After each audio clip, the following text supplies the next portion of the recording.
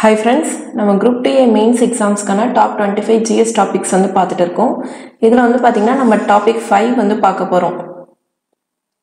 So topic 5 என்ன topic பாத்தீங்கன்னா parliament related பார்க்க போறோம். இது ஃபுல்லாவே first 5 topics ஃபுல்லாவே பாலிட்டி அட்மினிஸ்ட்ரேஷன் ரிலேட்டட். அடுத்ததா நம்ம வந்து சயின்ஸ் அண்ட் டெக்னாலஜில ஒரு 4 topics கிட்ட கவர் பண்ண போறோம். ஸோ இதில் வந்து இதெல்லாம் பார்த்தாச்சு. இதை பார்க்காதவங்க பாருங்கள். இதில் நம்ம மேக்ஸிமம் வந்து 2024 டிஎன்பிஆர்சி கொஸ்டின்ஸு, அதுக்கப்புறம் குரூப் 1 பிகாஸ் இது வந்து கொஞ்சம் ஸ்டாண்டர்டாக மெயின்ஸ் லெவல்ன்றதுனால குரூப் 1 ஸ்டாண்டர்ட் எதிர்பார்க்கலாம். அப்புறம் இது குரூப் 2 எக்ஸாம்ஸ்னால குரூப் 2 கொஸ்டின்ஸ் பேப்பர் இது வரைக்கும் நடந்தது. இதெல்லாம் சேர்த்து தான் இந்த அனாலிசிஸ். இதில் வந்து பார்லிமெண்ட் ரிலேட்டடாக நான் ஆல்ரெடி ஓல்டு வீடியோஸை எடுத்திருக்கேன். அதில் 2023 அதெல்லாம் கவர் ஆகிருக்கும். ஸோ அதனுடைய லிங்க்கும் நான் தரேன், அதையும் நீங்கள் வந்து பார்த்துக்கோங்க. கண்டிப்பாக இந்த மாதிரி அனாலிசிஸில் நிறைய கொஸ்டின்ஸ் பார்க்கறது உங்களுக்கு ரொம்பவே ஹெல்ப்ஃபுல்லாக இருக்கும். இந்திய நாடாளுமன்றத்தில் மசோதாவை நிதி மசோதா அல்லது சாதாரண மசோதா என முடிவு செய்வது யார்? So money bill or not, அது முடிவு பண்ணுற அதிகாரம் வந்து நிறைய பேர் சட்டுன்னு பிரசிடென்ட் போட்டுருவாங்க, ஆனால் கிடையாது.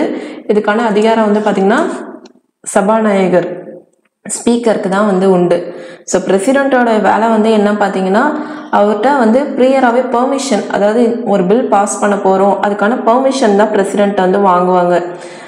ஸோ இதுக்கான ஆன்சர் வந்து ஸ்பீக்கர். மணி பில் பற்றி சொல்கிற ஆர்டிக்கல் என்னன்னா ஆர்டிக்கல் 110. இதை வந்து லோக்சபாவில் மட்டும்தான் இன்ட்ரடியூஸ் பண்ண முடியும், ராஜ்யசபாவில் இன்ட்ரடியூஸ் பண்ண முடியாது. மற்ற பில் தான் 2 ஹவுசஸில் இன்ட்ரடியூஸ் பண்ணலாம், ஆனால் மணி பில் பொறுத்த வரைக்கும் லோக்சபா மட்டும்தான். ஸோ இது வந்து ராஜ்யசபாவுக்கு மூவ் ஆகி 14 டேஸ்க்குள்ளே ராஜ்யசபா லோக்சபாவுக்கு அனுப்பி ஆகணும். ஸோ ராஜ்யசபாவில் பார்த்தீங்கன்னா இதை வந்து அமெண்ட்மெண்ட்டும் பண்ண முடியாது, ரிஜெக்டும் பண்ண முடியாது. ராஜ்யசபா ஜஸ்ட்டு ஒரு தடவை ஒரு கிளான்ஸ் பார்க்கறது தான் உங்களுடைய வேலை. ஸோ அமெண்ட்மெண்ட் ரிஜெக்ஷன் மற்ற பில்லில் தான் இதெல்லாம் ஒரு ஹவுஸ்லேருந்து இன்னொரு ஹவுஸ்க்கு போகும்போது பண்ண முடியும், ஆனால் இந்த பில்லை வந்து பண்ண முடியாது. அதே மாதிரி பிரசிடெண்ட் வந்து இதுக்கான ப்ரியர் பர்மிஷன் வந்து தர்றதுனால இவர் வந்து எய்தர் அக்செப்ட் பண்ணலாம் அந்த பில்லை, அப்படி இல்லைன்னா ரிஜெக்ட் பண்ணலாம், ஆனால் ரிட்டர்ன் அனுப்ப முடியாது. ஜென்ரலாக மற்ற பில்லில் தான் பார்த்தீங்கன்னா பிரசிடெண்ட் வந்து ரிட்டர்ன் அனுப்பி அதில் சில மாடிஃபிகேஷன்ஸ் அதெல்லாம் பண்ண சொல்லுவார், ஆனால் இதில் அந்த மாதிரி தான் பண்ண முடியாது. அதுக்கப்புறம் மற்ற பில்ஸில் தான் ஜாயின்ட் சிட்டிங், ரெண்டு அவைக்கும் கிளாஷஸ்னு வரும்போது ஜாயின்ட் சிட்டிங் போட்டு ஒரு கமிட்டி மாதிரி தான் போட்டு அந்த கிளாஷஸை சால்வ் பண்ணுவாங்க. இதில் வந்து அந்த மாதிரி தான் எதுவும் கிடையாது, பிகாஸ் இதில் லோக்சபாவுடைய ப்ரியாரிட்டி தான் அதிகன்றதுனால அவங்க டிசைட் பண்ணுறது தான். ஸோ இந்த எக்ஸ்ட்ரா இன்ஃபர்மேஷன் எல்லாமே வந்து உங்களுக்கு எக்ஸாம்ஸ் ரிலேட்டடாக ரொம்ப ரொம்ப தேவையாக இருக்கும். ஆல்ரெடி நீங்கள் படிச்சிருப்பீங்க, இது ஒரு ரிவிஷன் மாதிரியும் இருக்கும். அடுத்ததாக பாருங்கள், மாநிலங்களவையின் தலைவராக செயல்படுகிறவர். ஆல்ரெடி நான் இதை வந்து பிரசிடென்ட் வைஸ் பிரசிடென்ட்டில் கவர் பண்ணிட்டேன். ஸோ அதில் எக்ஸ்ப்ளனேஷன் கொடுத்துருப்பேன், துணை குடியரசுத் தலைவர்.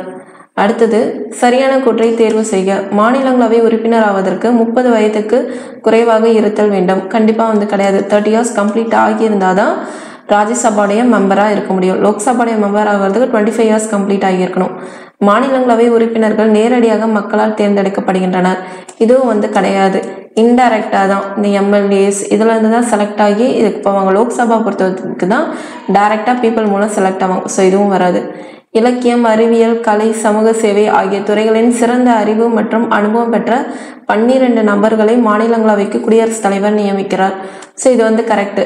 சால்ஸ் அப்படின்னு சொல்லுவாங்க, science, art, literature, social service. ஏன்னா இதில் வந்து இன்டைரக்டாக வர்றது தான். அதை தவிர்த்து 12 members வந்து பிரசிடென்ட் வந்து நாமினேட் பண்ணுவார் இந்த ஃபீல்டில் பெட்டராக இருக்கிறவங்களுக்கு. நெக்ஸ்ட்டு, மாநிலங்களவையின் மொத்த உறுப்பினர்களின் எண்ணிக்கை 250. இதுவும் வந்து கரெக்ட் தான். கரண்டாக வந்து பார்த்தீங்கன்னா 245 வந்து இருக்காங்க. ஸோ இதில் வந்து கரெக்டான ஆன்சர் என்ன பார்த்தீங்கன்னா 3 and 4 தான்.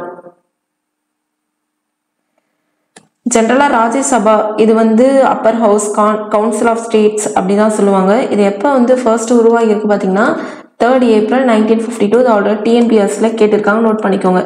அண்ட் இதனுடைய ஃபர்ஸ்ட் செஷன் எப்போ நடந்திருக்கு பார்த்தீங்கன்னா 13th May 1952. So 3rd to 13 1952, ஏப்ரலுக்கு அப்புறம் மேன்ற மாதிரி ஞாபகம் வச்சுக்கோங்க. ஃபர்ஸ்ட் கான்ஸ்டியூட் ஆனது வந்து 3rd April 1952. ஃபர்ஸ்ட் செஷன் வந்து 13th May 1952. அடுத்து, அடிப்படை உரிமைகளின் மீது நியாயமான கட்டுப்பாடுகளை விதிக்கும் அதிகாரத்தினை கொண்டவர் யார்? ஸோ ரீசனபிள் ரெஸ்ட்ரிக்ஷன்ஸ் அப்படின்னு சொல்லுவாங்க. மெயினாக இது வந்து ஆர்டிகல் 19 வந்து பார்த்தீங்கன்னா இந்த ரைட் டு ஃப்ரீடமில் ஒரு 6 rights வந்து வரும். அதில் வந்து right to move, right to speech எல்லாமே பேசிட முடியாது, எங்கே வேணாலும் நகர முடியாது இந்தியாவில். ஸோ எல்லாத்துலேயுமே சில ரெஸ்ட்ரிக்ஷன்ஸ் வந்து வச்சுருப்பாங்க. அதெல்லாம் டிசைட் பண்ணுற அதிகாரம் யாருக்கு இருக்குன்னு பார்த்தீங்கன்னா பார்லிமெண்ட்டுக்கு தான் இருக்குது. ஸோ இது ரொம்ப முக்கியமான ஒரு கொஸ்டின். அடுத்து, பாராளுமன்றம் என்னும் சொல் பேசு என்ற பொருளடங்கிய பார்லே என்னும் டேஷ் சொல்லிலிருந்து பெறப்பட்டது. ஸோ பாராளுமன்றம் பார்லேன்றதுக்கு மீனிங் வந்து டாக்னு அர்த்தம். இது வந்து எந்த வேர்டு வந்து பார்த்தீங்கன்னா ஃப்ரெஞ்சு வேர்டு, இது ஃப்ரெஞ்சு மொழி. ஸோ பார்லிமெண்ட் பொறுத்த வரைக்கும் இது வந்து சுப்ரீம் லெஜிஸ்லேட்டிவ் பாடி அப்படின்னு சொல்லலாம். லெஜிஸ்லேஷன்னா சட்டத்தை உருவாக்குவார்கள் இவங்க. இது வந்து பிரிட்டன் கான்செப்ட் படி தான் இந்த பார்லிமெண்ட்ன்றது நம்ம இந்தியாவில் வந்து இருக்குது. இதனுடைய ஃபர்ஸ்ட் ஜென்ரல் எலெக்ஷன், அதாவது ஃபர்ஸ்ட் எலெக்டட் பார்லிமெண்ட் இந்தியாவில் எப்போ கொண்டு வந்திருக்காங்கன்னா ஏப்ரல் 1952. அண்ட் பார்லிமெண்ட் பற்றி சொல்கிற ஆர்டிகல் 79 to ஆர்டிகல் 122.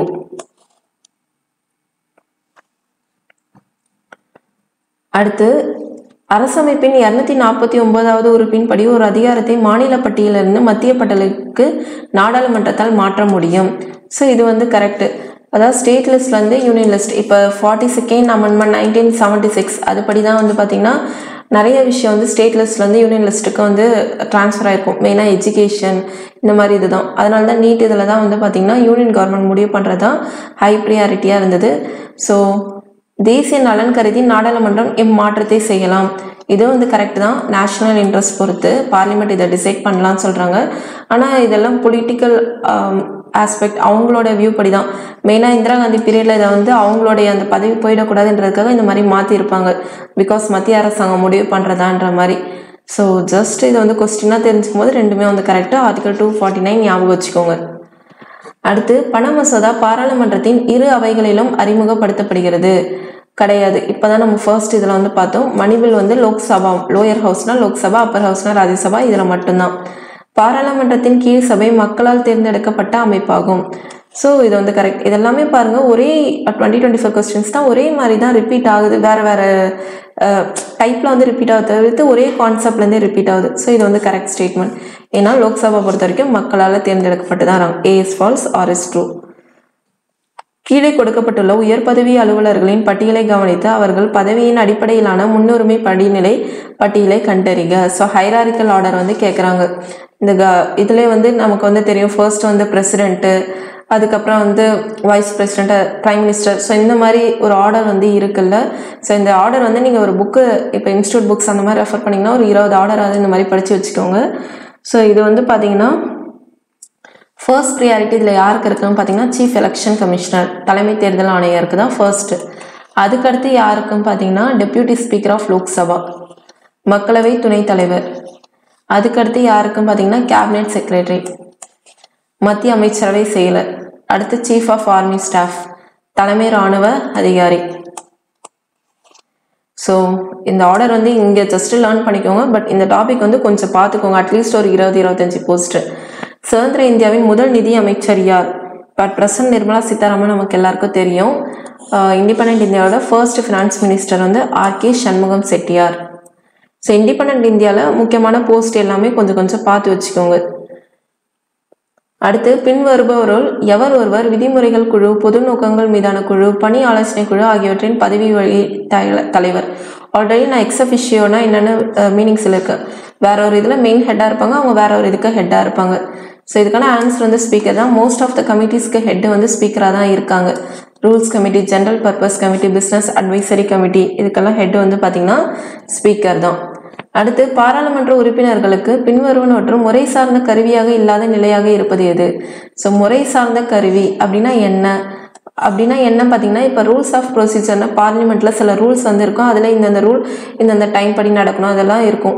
ஸோ அதில் எது வந்து இல்லைன்னு பார்த்தீங்கன்னா 0 hour. இது வந்து இந்தியாவோட இனோவேஷன் தான். பட் இந்த கான்செப்ட் வந்து பார்லிமெண்ட்டோட ரூல்ஸ் ஆஃப் ப்ரொசீஜரில் வந்து இல்லை. அதர்வைஸ் இந்த question hour, ½ hour discussions, short duration discussion, இது எல்லாமே வந்து இருக்குது. இந்த கொஸ்டின் ஹவர் பொறுத்த வரைக்கும் லஞ்ச் பிரேக்குக்கு முன்னாடி 12 PM வந்து ஸ்டார்ட் ஆகுது. இதுக்கு வந்து ப்ரியராக நோட்டீஸ் தான் வந்து தர தேவையில்ல. நார்மலாக வந்து கொஸ்டின்ஸ் வந்து கேட்கலாம். இப்போ நார்மலாக கொஸ்டின் ஹவர் இதுக்கு தான் வந்து பார்த்தீங்கன்னா ப்ரியர் நோட்டீஸ் வந்து கொடுத்துருக்கணும். இது வந்து நார்மலாக 11 AM வந்து ஸ்டார்ட் ஆகுது. அடுத்து, இந்தியாவின் தலைமை கணக்கு மற்றும் தணிக்கை அதிகாரிகள் கீழ்கண்ட கணக்குகளை தணிக்கை செய்யும் பொறுப்பில் உள்ளவர்கள். ஸோ CAG அவங்களுக்கு என்னென்ன கணக்கு தான் அவங்க கீழே வருதுன்னு பார்த்தீங்கன்னா மத்திய அரசாங்கம் யூனியன் கவர்மெண்ட், மாநில அரசாங்கம் ஸ்டேட் கவர்மெண்ட், அப்புறம் யூனியன் பிரதேசங்களின் அரசாங்கங்கள், government of union territories. So இது எல்லாமே சிஏஜி கண்ட்ரோலில் தான் வருது. நகர்ப்புற, கிராமப்புறம் மற்றும் உள்ளாட்சி அமைப்புகள் இது வந்து கிடையாது. ஏன்னா இதுக்குன்னு நம்ம வந்து இந்த பஞ்சாயத்து, முனிசிபாலிட்டி தான் பார்ப்போம். அதுலன்னு தனி ஆடிட்டிங் வந்து இருக்குது. ஸோ இவங்களுடைய கண்ட்ரோலில் ஸ்டேட் கவர்மெண்ட், யூனியன் டெரிட்டரிஸ் இதுதான் வந்து வருது. ஸோ 1, 2 and 3 தான் இதுக்கான கரெக்ட் ஆன்சர். சிஏஜி பற்றி சொல்கிற ஆர்டிக்கல் வந்து ஆர்டிக்கல் 148.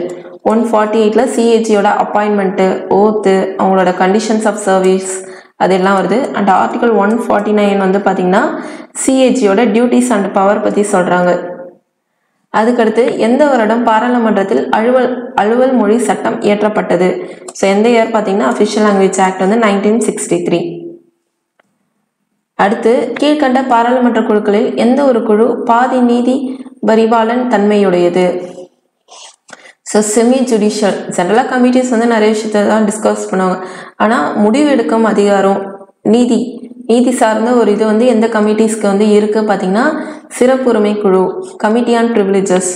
ஸோ இந்த ப்ரிவிலேஜஸ் கமிட்டி இதை பொறுத்த வரைக்கும் ஒரு ஸ்டாண்டிங் கமிட்டி சொல்லலாம். ஜென்ரலாக கமிட்டிஸில் வந்து பார்த்திங்கன்னா ஸ்டாண்டிங், அட்ஹாக் அப்படின்னு பிரிப்பாங்க. ஸோ இந்த ப்ரிவிலேஜ் கமிட்டி வந்து ஸ்டாண்டிங் கமிட்டி. ஸோ இதில் வந்து லோக்சபாலேருந்து 15 மெம்பர்ஸ், ராஜ்யசபாலேருந்து 10 மெம்பர்ஸ் வந்து இருக்காங்க. இந்த கமிட்டிக்கு வந்து செமி ஜுடிஷியல் கேரக்டர் வந்து இருக்குது. ஸோ இதெல்லாம் தான் இந்த டிஸ்கஷன்ஸில். இதை தவிர்த்து பார்லிமெண்ட் வேறு கொஸ்டின்ஸ் தான் நீங்கள் பார்க்கணும். நம்ம ஓல்டு வீடியோ லிங்க் வந்து கொடுக்குறோம், அதை போய் பாருங்கள். தேங்க்யூ.